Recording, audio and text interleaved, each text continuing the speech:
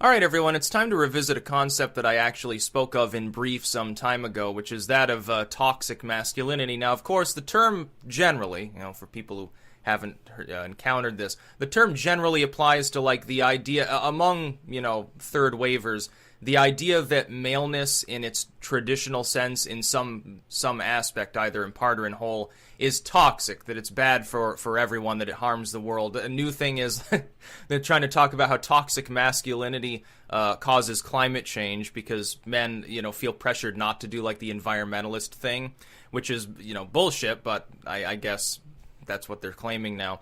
What I would say the real toxic masculinity is, though, is people... well, there's two components. First, like, from the Luciferian libertarian angle, I would say dudes not doing what they want to do. Like, conforming is a bad thing. And this is both men and women. Like, toxic femininity or whatever would be basically the same for me.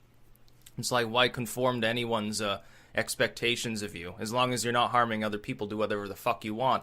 But I would say the other component of real toxic masculinity is men who sort of deny that traditionalistic role of maleness, and they do it for opportunistic purposes. That is, like I spoke of, and this is the part I had talked about before, men who pretend to be, like, very much in with feminism and to be very, like in support of third waveism and in support, they're like socialist and stuff. The kind of dudes that, they shave their legs and go to Starbucks and then wear, they go out with their Zier friend or whatever with a shirt that says, like, I'm a girl too, or something like that. And they do that, it's a dating strategy in some cases, and a mating strategy.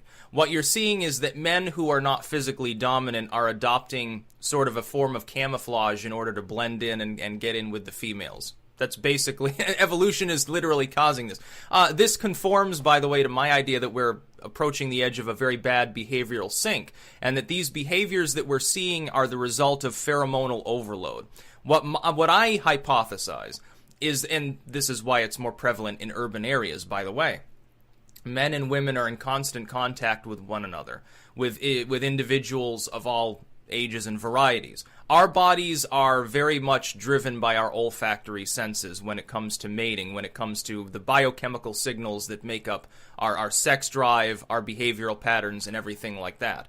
There's no reason to expect that because population density is growing and growing, and we can see the birth rate dropping off, especially in those regions, almost invariably across the world. I believe there's no reason that we should reject the idea that that's due to people's olfactory senses constantly being bombarded. What nature is doing is it's a mechanism to prevent overpopulation. It's a mechanism to try to soften the blow by preventing mating. And part of that is behavioral. You've got a lot of men who don't do sort of the more typically aggressive male thing. Not aggressive like punching people and stupid shit like that. I smoke Marlboros and drive my Mustang and I'm a cowboy and, stupid, like, very cliche shit. But I mean, like, being a family man, like, being supportive and stuff, emotionally there, being the breadwinner or whatever. And culture has caused this too, because culture actually, especially fiscally, has now made it very difficult for people to be in a single income scenario for the most part, unless one of the people in the relationship has a high income. Like, if you have a normal income, it's very difficult, if you're going to have kids at all, certainly, to get by. Now, Trump has actually helped to solve this by doubling the child tax credit to $2,000. So now, like, large families are getting substantial relief, which is a good thing, by the way. But that's what I think. The real toxic masculinity is poisoned men that refuse to be men. And it's unpopular to say this, like some people say, well, you're being sexist. I don't really care what people do in their personal lives. And I identify it's not even really intrinsically their fault. And radical feminism is the counterpart to that. The same pheromones that are overloading people, sexually, basically, at all ages, are acting on females, making them more aggressive. Making that, and we saw this with Calhoun's mouse paradise experiments. It's exactly the same sort of thing. You have near unlimited resources. As far as food and shelter, most people have a place to sleep, and they're not starving. They've got all that they need. They can breed out of control. They've begun to stop breeding. I realize that humans aren't mice, but there's no, again, evolution would tell us that there would be similarities there. And it's kind of vestigial because, people now, they can basically chemically castrate themselves as birth control and shit.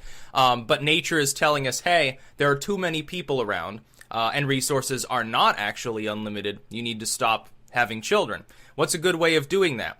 Make the men very feminized so that they're not approaching the females. Very few of them will end up having mating opportunities, while at the same time there's a little bit of psychological subversion there where they're trying to at least gain sexual gratification by pretending to be more feminized than they are.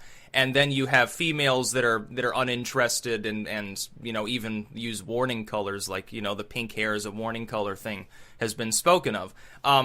They're correct. Yeah, that's absolutely a sort of behavioral strategy to show dominance.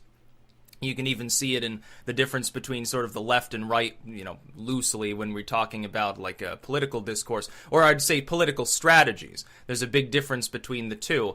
The liberal strategy being now more aggressive, actually, sort of browbeating people, precluding argumentation for fear of losing the argument by censorship or by making it seem like any argument is automatically a bad or evil thing. Yeah, there's plenty of toxic masculinity, but toxic masculinity is not some dude saying, yeah, I want, I want a kid, or, I just dress in blue jeans, have a blue-collar job, or something like that.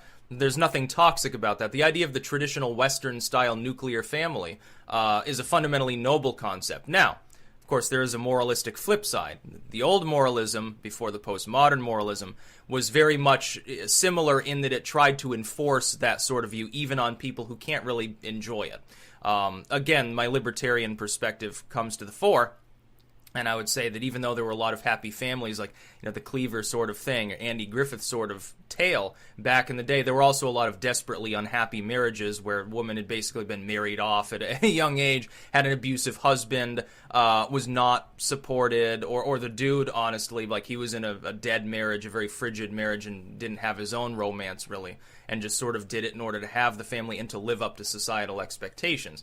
I think that so often what ends up happening is when people talk about this, they take a black and white approach. They think that it's some sort of grand struggle between having a 50s-style nuclear family ideal, sort of the right-wing moralism, or the left-wing moralism of a free-for-all where everyone does whatever the hell they want, there are no expectations whatsoever, or there are expectations to invert the old moralism. That is, that it becomes just as authoritarian, in fact, worse, because it's the one that's active at the time. But it's just an inversion of the old abuse that happened. Before, you would have woman constrained by man expected to do the work, certain clothes that they would wear, certain things they would or would not say, like they shouldn't even sleep in the same bed unless they're making a baby, it's dirty and stuff like that. And now you've got the total inversion. Now it's like, you should sleep around but don't have kids. Do whatever you want, but if this is what you want to do, if you want the traditionalism and the family and stuff, that's bad, it's evil and wrong. You're not allowed to want these things because it's become abnormal. It's become biologically abnormal among most groups of people. Now, of course, you don't see this in certain parts of the world that are still developing. Why is that? It's not all cultural. Part of it is biological. Part of it is literal, and you're going to start seeing it, I think, more and more. When people say, like, oh, in 50 years, Africa's population will be like 10 billion. No, it won't. No, it won't. The urban centers with most of the concentrations of population, their birth rates are going to start dropping like a rock no matter what happens. That's my own feeling. You'll wait like 10 or 20 years and you'll see it begin to happen. People thought it would never happen in Asia. It's already happening. Look at Japan's demographic crisis. Jesus. Look at South Korea. I think they're even worse now, aren't they? And China's coming along, too. Even in India, they're going to start having a slowdown. Here in the United States, things are a little bit less prevalent. They're like, well, why is the United States uniquely more right-wing, so to speak, than like Europe? Look at our population density. A little bit different now, isn't it? It's not all just cultural. Again, and there's nothing wrong with what anyone wants to do in their life, as long as they're not victimizing others. The problem is that third waverism, taken to its logical final extent, is a form of moralism. We have to stop thinking about it in terms of left and right, like moralism versus progressivism. No, it's become another form of moralism. It was just a sort of behavioral and political struggle that happened over time. It became entrenched in part of the new establishment, and now because it's part of that establishment, it's becoming more authoritarian over time. You will inevitably see that reverse, too. Like when populations begin to collapse, it'll be, I think, a little bit different. That's about all. Peace out.